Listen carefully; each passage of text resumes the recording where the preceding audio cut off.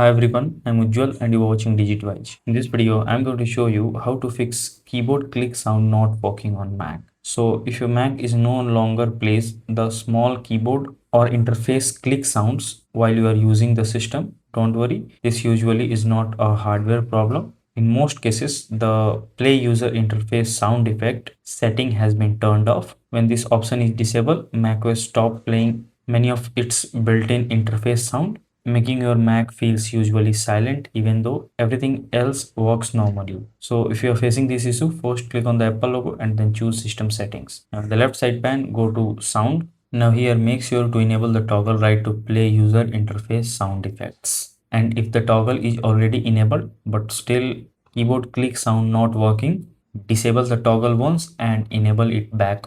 And if you still don't hear any sound, make sure your Mac is not muted and the correct output device is selected under output and input section. After making these changes, your Mac should begin playing supported keyboard and interface click sound again. So that's it. If this video helps you in any way, then do like it and subscribe to the channel. Thanks for watching.